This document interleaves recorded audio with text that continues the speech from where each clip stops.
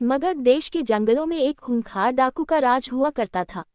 वो डाकू जितने भी लोगों की हत्या करता था, उनकी एक एक उंगली काटकर माला की तरह गले में पहन लेता।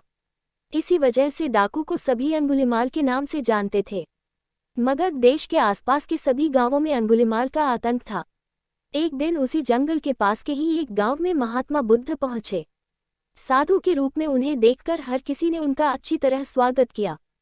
कुछ देर उस गांव में रुकते ही महात्मा बुद्ध को थोड़ा अजीब सा लगा। तभी उन्होंने लोगों से पूछा, आप सभी लोग इतने डरे और सहमे सहमे से क्यों लग रहे हैं? सबने एक एक करके अंगुलिमाल डाकू द्वारा की जा रही हत्याओं और उंगली काटने के बारे में बताया।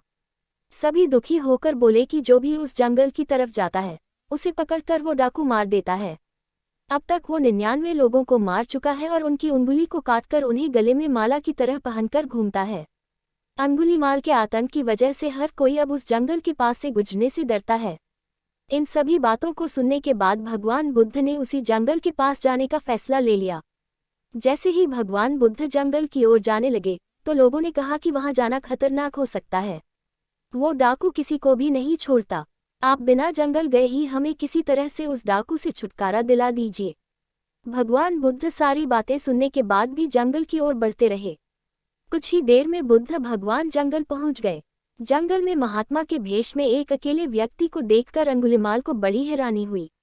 उसने सोचा कि इस जंगल में लोग आने से पहले कई बार सोचते हैं, आ भी जाते हैं तो अकेले नहीं आते और डरे हुए होते हैं।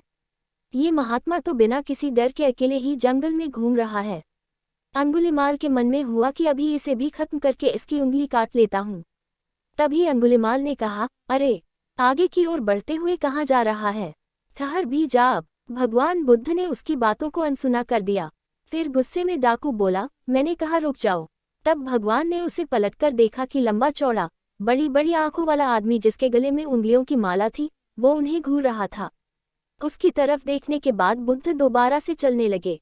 गुस्से में तमतमाते हुए अंगुलिमाल डाकू उनके पीछे अपनी तलवार लेकर दौड़ने लगा। डाकू जितना भी दौड़ता, लेकिन उन्हें पकड़ नहीं पाता। दौड़ दौड़ कर वो थक गया।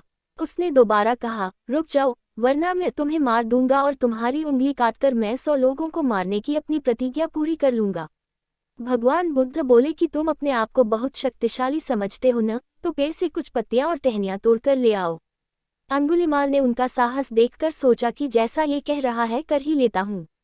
वो थोड़ी देर में पत्तियां और टहनियां तोड़कर ले आया और कहा, ले आया मैं इन्हें। फिर बुद्ध जी कहने लगे, अब इन्हें दोबारा पेड़ से जोड़ दे। ये सुनकर अंगुलिमाल बोला, तुम कैसे महात्मा हो, तुम्हें नहीं पता कि तोड़ी हुई चीज को दोबारा नहीं जोड़ सकते हैं? भगवान बुद्ध ने कहा कि मैं यही तो तुम्हें समझाना चाहता हूँ कि जब तुम्हारे पास किसी चीज को जोड़ने की ताकत नहीं है, तो तुम्हें किसी वस्तु को तोड़ने का अधिकार भी नहीं है। किसी को जीवन देने की क्षमता नहीं, तो मारने का हक भी नहीं। ये सब सुनकर अंगुलिमाल के हाथों से हथियार छूट गया। भगवान आगे बोले, तू मुझे रुक जा कह रहा था, मैं तो कब से स्थिर हूँ। वो तू ही है जो स्थिर नहीं है। अंगुलिमाल बोला, मैं तो एक जगह पर खड़ा हूँ, तो कैसे अस्थिर हुआ और आप तब से चल रहे हैं? बुद्ध भगवान बोले, मैं लोगों को क्षमा करके स्थिर हूँ और तू हर किसी के पीछे उसकी हत्या करते हुए भागने की वजह से अस्थिर है। ये सब कुछ सुनकर अंगुलिमाल डाकू की आंखें खुल गई और उसने कहा, आज के बाद से मैं कोई अधर्म वाला कार्य नहीं करूँगा। रोते हुए अंगुलिमाल डाकू भगवान बुद्ध के चरणों पर गिर गया। उसी दिन अंगुलिमाल ने बुराई का रास्ता छोड़ा और वो बहुत बड़ा सन्यासी बन गया। इस कहानी से सीख मिलती है कि सही मार्गदर्शन मिलने पर व्यक्ति बुराई की राह को छोड़कर अच्छाई को चुन लेता है।